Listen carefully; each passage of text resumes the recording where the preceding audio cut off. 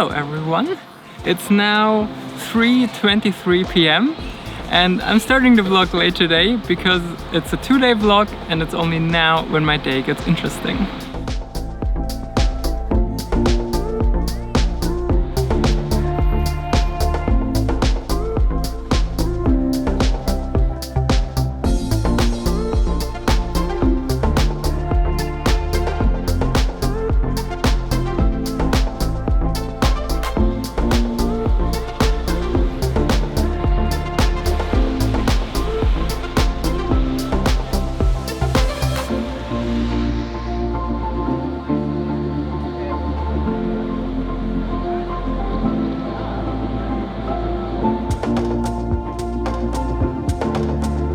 Next stop, Zurich Airport.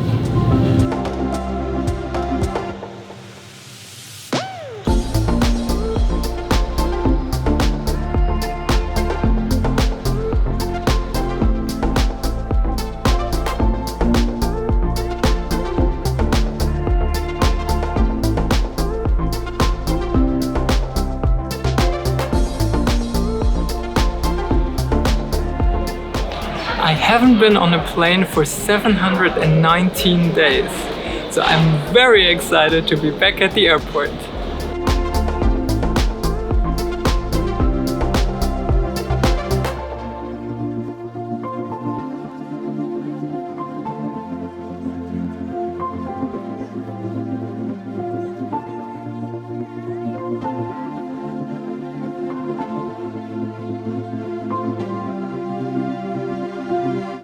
We're just coming up to our gate here, and as you can see, we're flying to Amsterdam and then to Stockholm.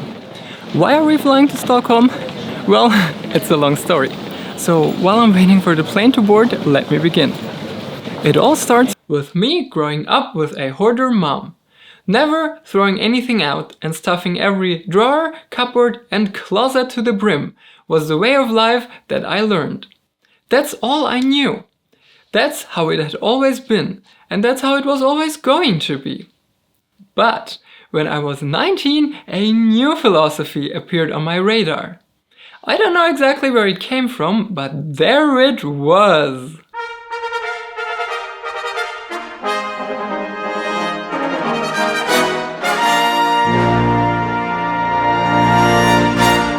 And that changed my life, because suddenly there was another option. Minimalism promised an easier life, more freedom, and it looked absolutely stunning. Of course, I immediately started my minimalism journey. Speaking of journeys, the flight is boarding now.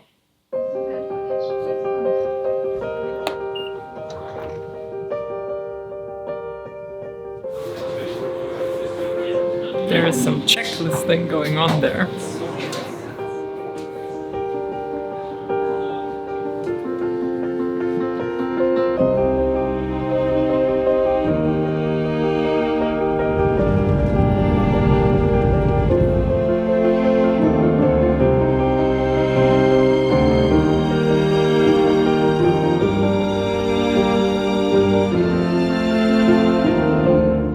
We're in the air, en route to Amsterdam.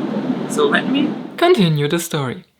As I alluded to in vlog 005, there was a lot of hardship in my late teens and early to mid 20s. Hardship that oftentimes buried my minimalism aspirations. But whenever I felt better and had a little bit of energy left, I continued to minimize.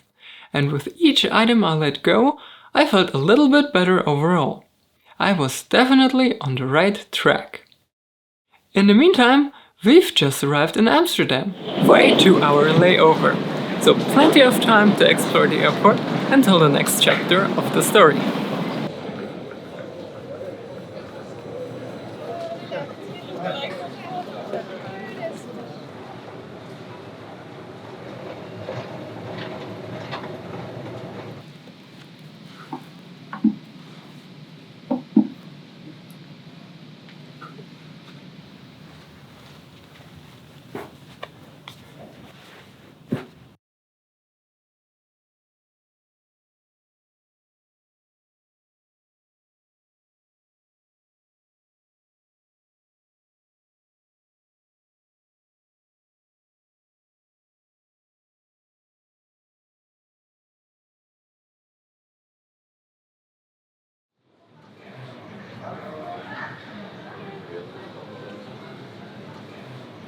I found this nice and quiet place.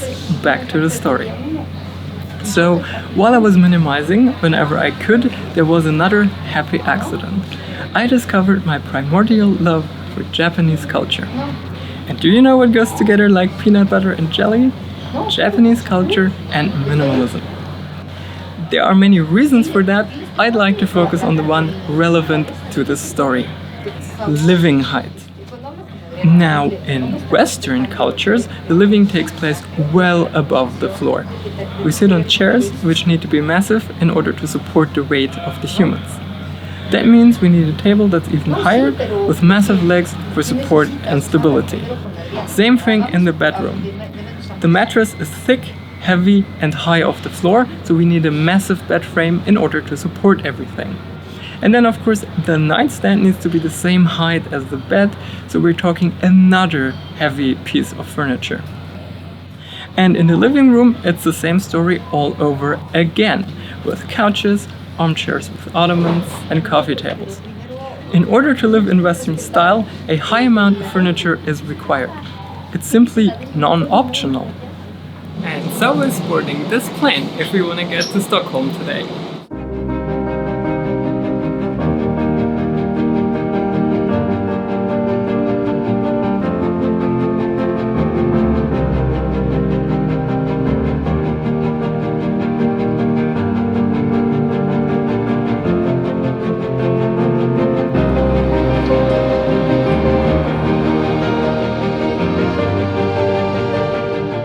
And with that, ladies and gentlemen, we are in Sweden.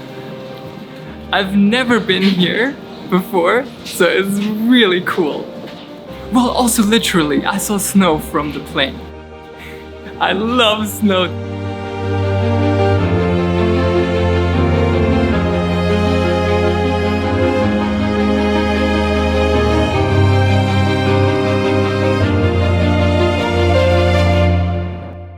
Okay, we're now on board the train to Stockholm city. I'm pretty sure this is not the train I bought the ticket for, but what I am sure of is that it's going in the right direction. Anyway, back to the story. Now, the Japanese way of living is in stark contrast to what I talked about before. Traditional Japanese living takes place much closer to the floor. So instead of massive chairs, simple pillows suffice. And the table can be smaller and lighter, because closer to the ground means shorter legs, which can be thinner at the same level of sturdiness. Same thing in the bedroom, a simple futon on the floor. A simple futon on the floor and the bed frame and nightstand can be omitted. And the futon easily transforms into a sofa as well. Genius!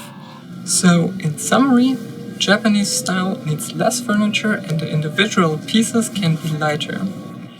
Compared to Western style, that makes it significantly more minimal. Stockholm City. Okay, here we are. I'm very tired now, so off to the hotel and into bed. I'll continue the story tomorrow.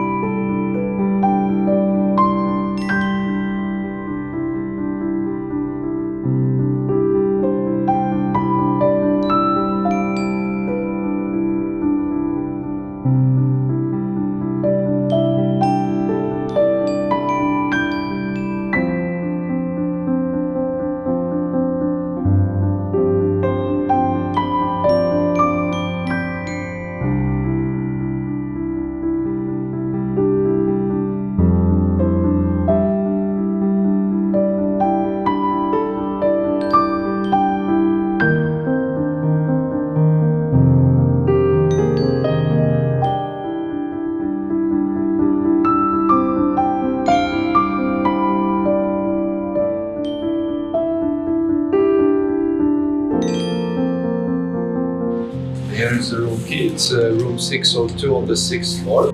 Okay, thank you.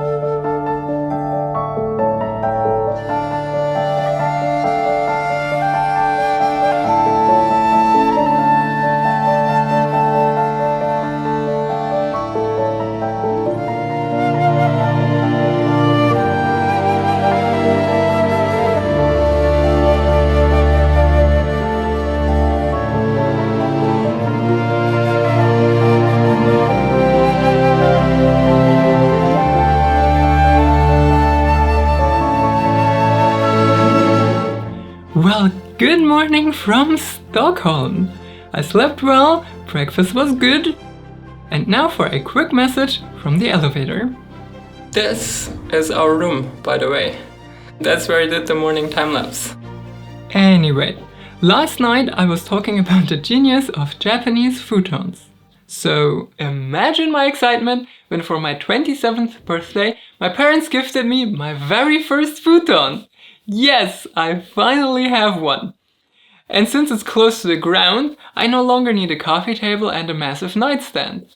I simply use the floor for that now. However, since the floor is now my coffee table, nightstand and general living area, the cleanliness requirements for said floor have skyrocketed.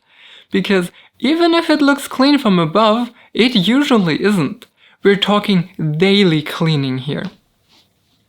Alright, we're only actually in Sweden for 18 hours, so before I continue, back to Stockholm for a quick run.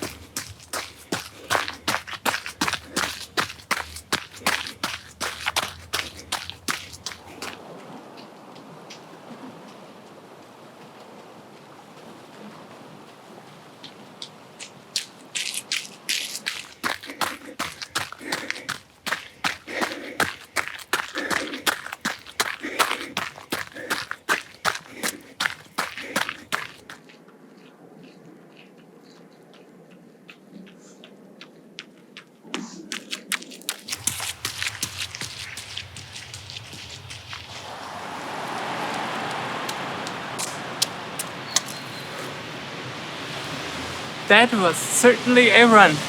15.2 kilometers in 1 hour and 31 minutes. Pretty good considering the amount of snow, single trail, puddles and foaming that I did. So my observations of Sweden or Stockholm so far. People seem to keep to themselves. Like if you are outside on the street, you don't greet like you do in Switzerland. And there was only one jogger who waved back at me.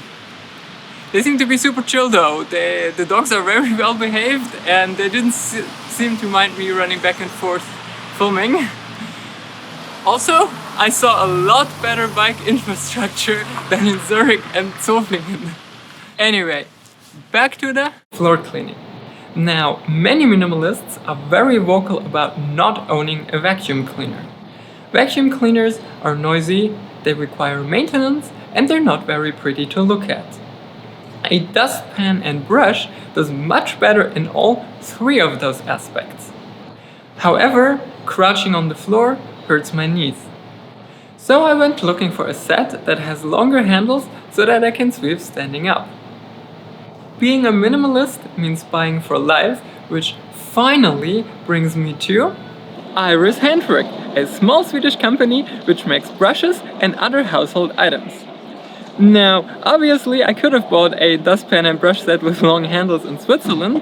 However, in Europe I only found one manufacturer which meets the following three requirements. Handmade, natural fibers on the brush, dustpan made out of metal. and that is Iris Hantverk. Unfortunately, they only ship within Sweden, and their European resellers only have the variant with the plastic dustpan. Hence me flying 1,093 miles in order to buy one with a metal dustpan. Buying for life means longevity is key.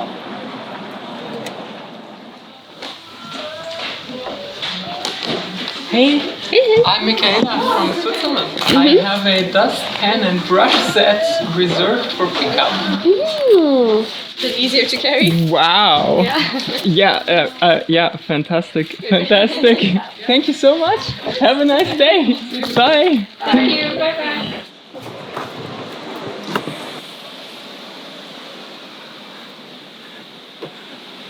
Oh my god. I just got it for free. Their support staff, Angela, that I emailed about this, she told the store to hand it for me for free because I'm a blogger or something. Well, I'm a vlogger, but yeah, that's just a video blog, right? Oh my god. They were so lovely and nice. It's wow. I'm kind of speechless right now. Well, yeah. I mean, the trip was already amazing, but now it's like now it's like a whole other level. Okay, let's get this baby home.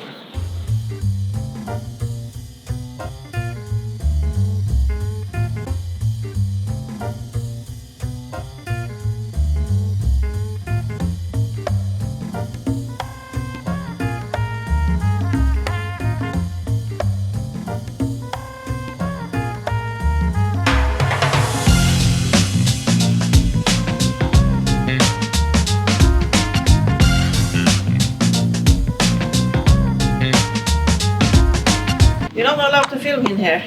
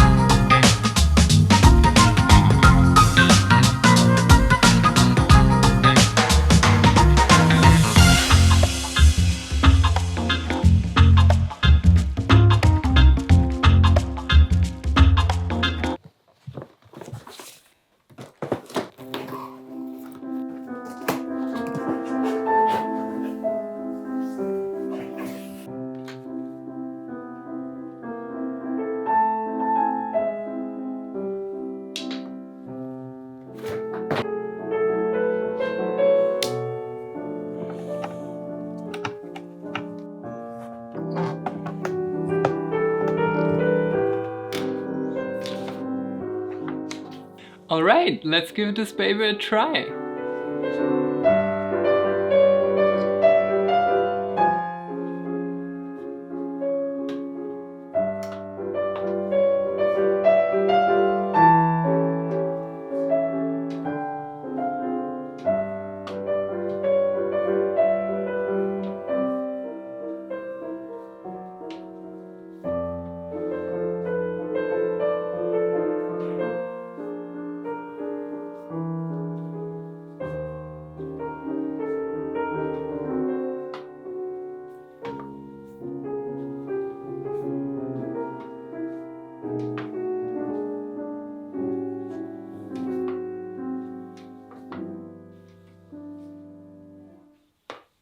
Wow, the brush handles so well. You can just feel it sweeping up all the dust and cat hair and everything. It's much better than the synthetic one, let me tell you. And now the floor is nice and clean for my futon.